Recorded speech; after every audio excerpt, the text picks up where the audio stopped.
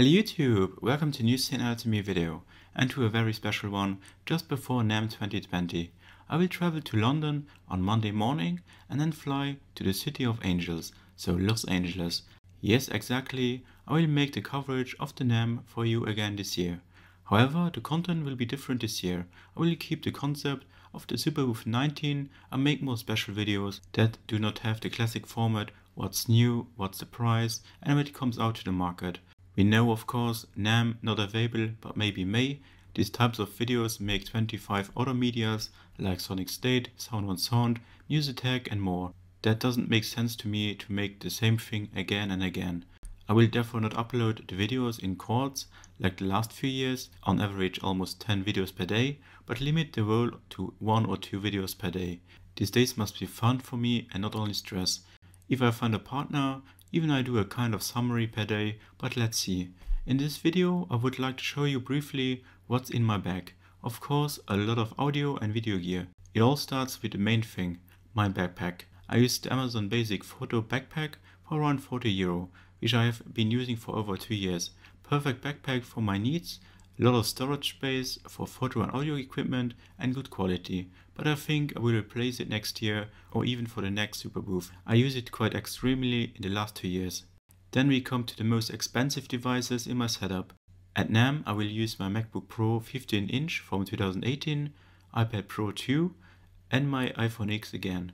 I'm unfortunately not happy with the MacBook Pro because it quickly overheats and the keyboard is very bad. I'm unfortunately tied to macOS because I work with Final Cut Pro and love the operating system. That's why I built myself already a Hackintosh back in 2018.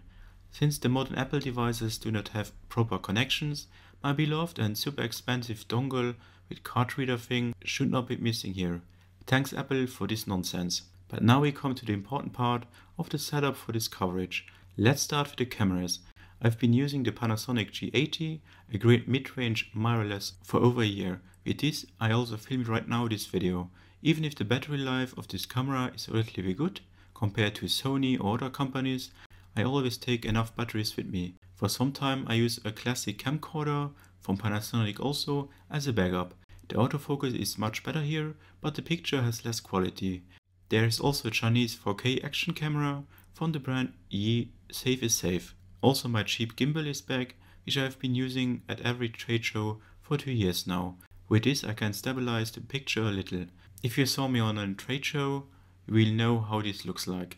The most important thing here are the SD cards, on which I have 20 or more. In the past few years I had some bad situation where there were writing problems, so better more with me than not enough. Last but not least, a little light, because the lights at trade shows is not so cool, especially in the Iraq area. So this camera gear is quite a lot and I've been using it for almost 2 years. And of course I bought everything myself. Continue to the audio department. At NAMM, Superbooth, Musikmesse, I record the instruments and talk separately on different channels. I absolutely don't like it when the two are mixed on one channel. I will probably use the Shure PJ58 cardioid dynamic microphone for the interviews. It is a very cheap microphone, but it has served me very well at recent trade shows.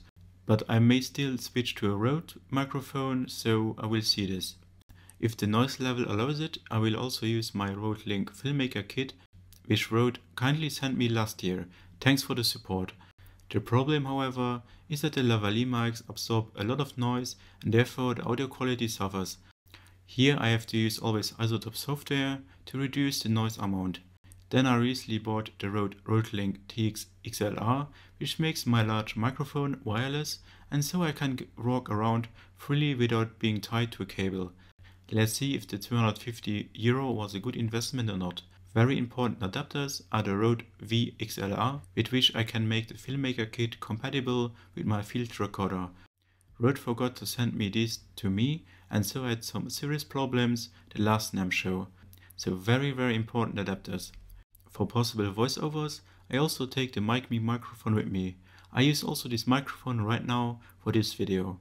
This is a microphone from Vienna and a very handy one because it uses an internal battery and it has the possibility to record directly on internal memory. Plus you can connect it to your phone and get far better audio quality for your videos. All current videos on this channel with voiceovers, weather reviews, first looks, etc. are recorded with this mic. Any NAMM or superbooth coverage must also include sound demos. These have been recorded with the Zoom H6 for years. This has a long history in my setup. It was my first device in this job and has served me well for many years. It's even my best audio purchase. Sorry to my SYNTH. I love you, but the H6 is such an amazing device. It's very versatile, it can be used as a mic, instrument recorder with up to 4 channels, without expansions to 6, record stereo with the mic capsule, use it as audio interface and more. How often I use this device can be seen on my H6. The headphone port is broken, the cover on the back no longer works, SD cards cause problems, even new ones, so not ideal for trade show coverage. To be fair, the device was in use for almost 5 years and I use it in extreme conditions. However, everything ends fine. Zoom Germany was so friendly and supportive to replace my H6 with a new one. I asked if they could fix it, but they said we can send you a new one, so big thanks for this and for your support. A lot of cables should not be missing for a trade show, from mono small to large, mono to mono big, aka guitar cables, stereo cable to monos, etc. Plus many adapters, everything is my bag. At the end there are many little things like batteries for the Rode mics, batteries for the H6, my backup batteries for any situation, and an SSD for transferring the video data on it. Since the internet is not super great on NAMM, I avoid cloud services from Google or so. But also 2 important components should not be missing on this trip. On one hand, it's my audio player with which I listen to my music. Yes, I use a DAC player, so no streaming or music on my cell phone. Sorry, I'm not a fan of it. Secondly, my Boss Quiet Comfort 24 should not be missing in my bag. He has been my loyal companion on trips for 2 years now. I especially love the headphones for the brilliant noise cancelling feature, which is great on long flights like to Los Angeles or Tokyo. Switch on and drive quietly over the clouds.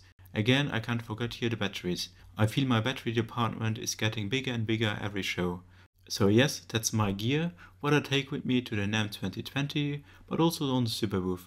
Little is not. At this point, I would like to thank Rode and Zoom for support this cast. Thank you very much. But also to you who always support the channel via the partner links. With this money I can always refine the equipment a little bit. Thanks also to my Patreon people for your support. Thank you. So be excited about next week. There will be some video releases. Not many, but a few.